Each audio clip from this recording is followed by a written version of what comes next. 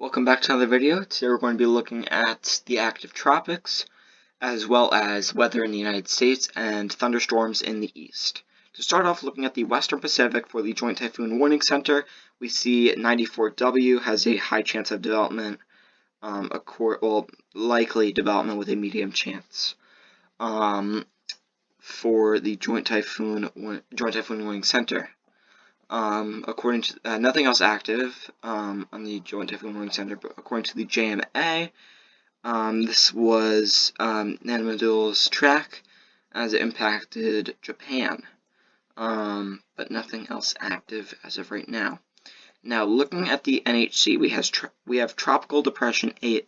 Looking back on what has happened from archived outlooks, we see Hurricane Fiona had, I think it made landfall in Puerto Rico and the Dominican Republic before moving to the north of the Caribbean islands, and then a medium chance wave in the subtropical Atlantic formed into Tropical Depression 8, which is expected to become a tropical storm soon, and then we have a medium chance of forming for this wave in the MDR, Disturbance 1.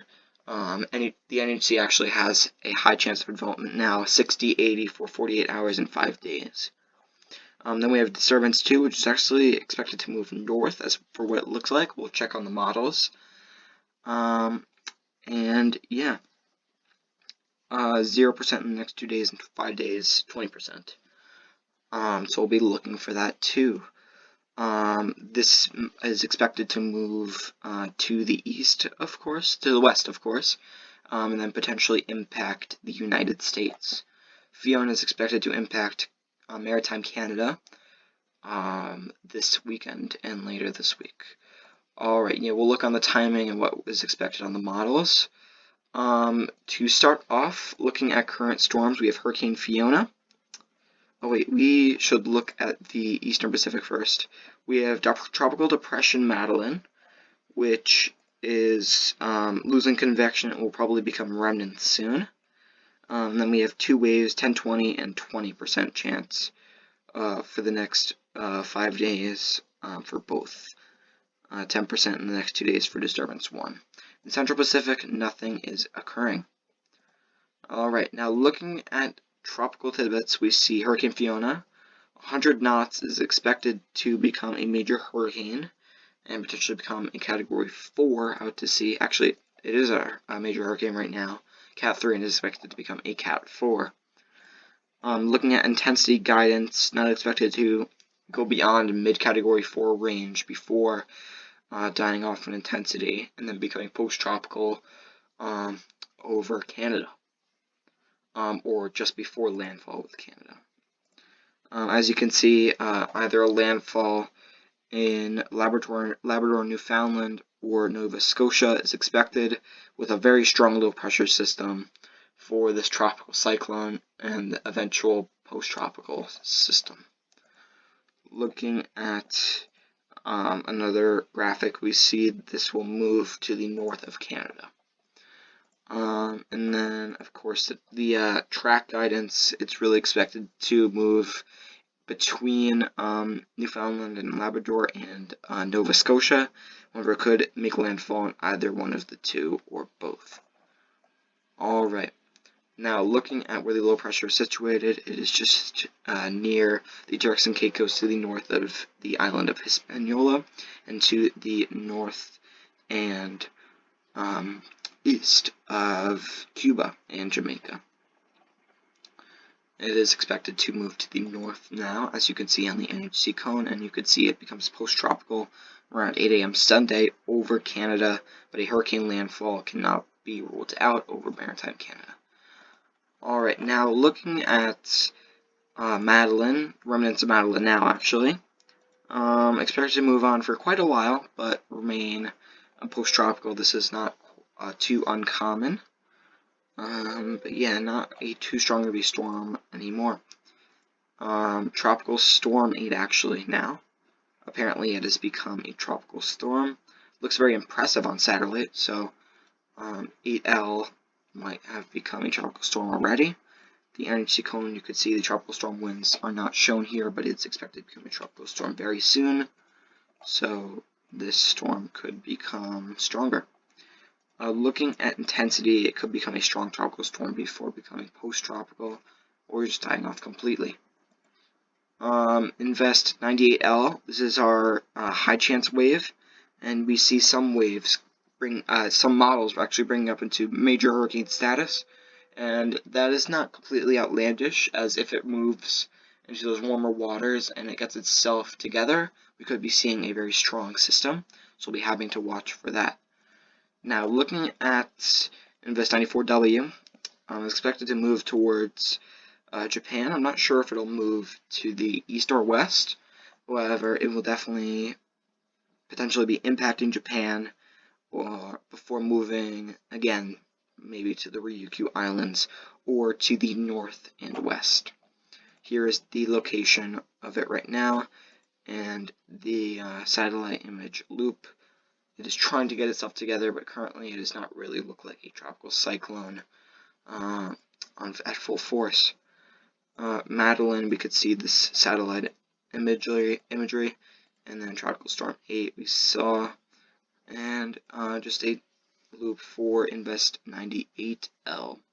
We see not really a tropical cyclone just yet. Alright, now looking at the forecast models, we see, let's zoom out for this. Well, first of all, we could see this frontal system moving through the eastern United States, bringing some thunderstorm activity and severe weather, and then a cold blast moving through after. In our area, we could be seeing some 40s for the first time, upper 40s at night before the system moves out, and then we could see some more systems. That's just a sneak peek at what we could be looking at in the Gulf.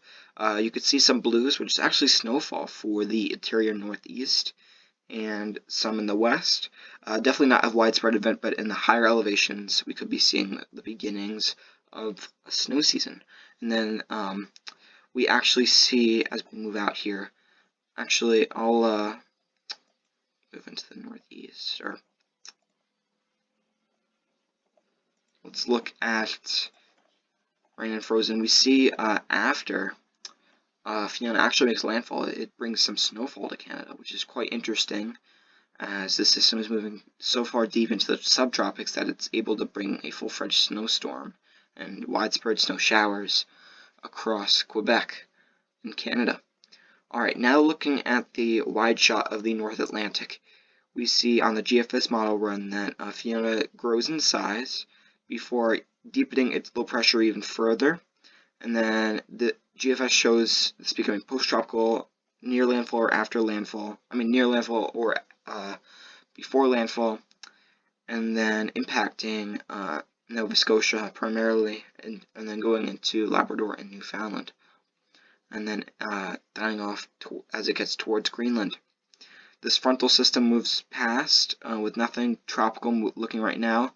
8L right now looks as though it will become a tropical storm if it isn't already, and then die off as it becomes post-tropical, and then a potential system off the coast of Mauritania and Western Sahara, as you can see on the model run potentially forming. Then finally, as we can see, Invest 98L potentially forming and then becoming a strong hurricane on the Gulf, in the Gulf of Mexico on the GFS model run before striking Florida as a major hurricane and then moving on to impact the entire East Coast with severe weather and widespread thunderstorms and showers. This will likely not happen, but there's a still a moderate chance of something happening to Mexico, Cuba, or the United States that we'll be having to watch for. So anything in this realm is possible, in this realm of possibilities, so we'll be having to watch for that. But we again, I'd like to reiterate that this will likely not happen exactly. However, we do need to be watching this wave as it moves into the Caribbean Sea and into potentially the Gulf of Mexico before impacting any land areas. The European model, we see Fiona moving up, becoming a Category 4, or almost a Category 4, impacting Canada as a briefly tropical, then quickly subtropical system before dying off to the north of Quebec. as an extratropical cyclone. We see 8L becoming a tropical storm, the wave off the coast of Africa trying to form, and another wave, surprisingly, and then the system in the Gulf, 98L, trying to form to become a hurricane. Both global models, main global models, are showing it forming, so we'll be having to watch for that. Alright, to end off our video, let's look at severe weather to come and a national view. And then looking briefly at the models for other basins around the globe for the tropics. So as you can see, we've had some storm reports for hail and wind today, mainly hail, surprisingly. Some of those in the marginal risk. Not too many so far in Wisconsin, however, with that slight risk, I imagine we'll be seeing some more reports come in soon. You can see that those hurricane and tropical storm advisories, watches and warnings going on there. And the fire risks, 2 elevated risks for fire today.